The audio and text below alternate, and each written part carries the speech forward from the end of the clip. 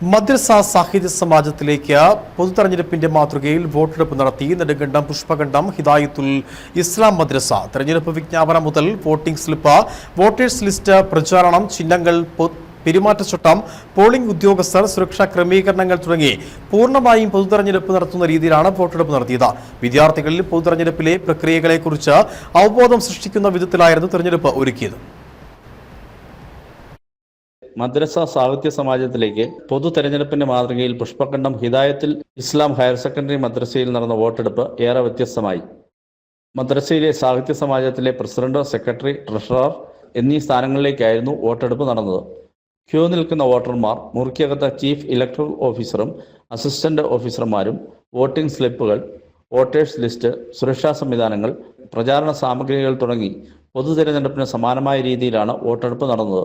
മദ്രസ വിദ്യാർത്ഥികൾ തന്നെയാണ് ഇതെല്ലാം ക്രമീകരിച്ചതും തെരഞ്ഞെടുപ്പിലെ സ്ഥാനങ്ങൾ വഹിച്ചതും. തെരഞ്ഞെടുപ്പ് വിജ്ഞാപനം മുതൽ നാമനിർദ്ദേശ പത്രികാ സമർപ്പണം, പെരുമാറ്റച്ചട്ടം, സൂക്ഷ്മ പരിശോധന, ചിഹ്നം അനുവദിക്കൽ, മീറ്റ് ദ കാൻഡിഡേറ്റ്, ഇലക്ഷൻ പ്രചാരണം തുടങ്ങി ജനാധിപത്യ സങ്കല്പത്തെയും പൊതു തെരഞ്ഞെടുപ്പിലെ എല്ലാ പ്രക്രിയകളെയും കുറിച്ച് വിദ്യാർത്ഥികൾക്കിടയിൽ അവബോധം സൃഷ്ടിക്കുന്ന വിധത്തിലാണ് തെരഞ്ഞെടുപ്പിന്റെ ഓരോ ഘട്ടങ്ങളും ആസൂത്രണം ചെയ്തത്. ഇതിലൂടെ വിദ്യാർത്ഥികൾക്ക് അവരുടെ പുസ്തകങ്ങളിൽ പഠിച്ചിട്ടുള്ള ജനാധിപത്യ തെരഞ്ഞെടുപ്പ് രീതി എങ്ങനെ വിനിയോഗിക്കണമെന്ന് വളരെ പ്രായോഗികമായി മനസ്സിലാക്കാനും സമൂഹത്തിൽ ഉത്തരവാദിത്വബോധം വളർത്താനും ഇവർക്ക് സാധിക്കുമെന്ന് മദ്രസയിലെ പ്രധാന അധ്യാപകൻ അബു താഹിർ മന്നാനി പറഞ്ഞു. എല്ലാ കുട്ടികൾക്കും ജനാധിപത്യ മൂല്യങ്ങൾ പഠിപ്പിച്ചു കൊടുക്കാനും വോട്ടവകാശത്തിൻ്റെ സാധ്യതകളൊക്കെ നേരത്തെ കൂട്ടി അറിയുവാനും മറ്റെല്ലാ ജനാധിപത്യത്തിൻ്റെ മൂല്യങ്ങൾ പഠിക്കുവാൻ വേണ്ടിയിട്ട് എൻ്റെ ബാലപാഠം എന്ന നിലയ്ക്ക് ഞങ്ങൾ ഒരു ഇലക്ഷൻ പോലെ ഇപ്രാവശ്യം ക്രമീകരിച്ചിരിക്കുകയാണ്.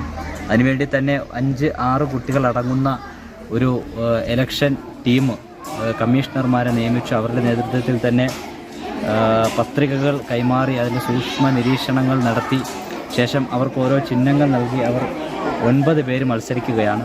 9 സ്ഥാനാർത്ഥികളായിരുന്നു മത്സര രംഗത്ത് ഉണ്ടായിരുന്നത്. ഓരോരുത്തർക്കും ചിഹ്നങ്ങളും അനുവദിച്ചിരുന്നു. പോളിംഗ് ബൂത്തിലേക്ക് എത്തുന്ന വോട്ടർമാരുടെ പേരുകൾ പോളിംഗ് ഓഫീസർമാർ വോട്ടേഴ്സ് ലിസ്റ്റുമായി ഒത്തുനോക്കിയ ശേഷമാണ് വോട്ടറുടെ വിരലിൽ മഷി പുരട്ടുന്നത്. തുടർന്ന് വിദ്യാർത്ഥികൾ വോട്ട് രേഖപ്പെടുത്തി.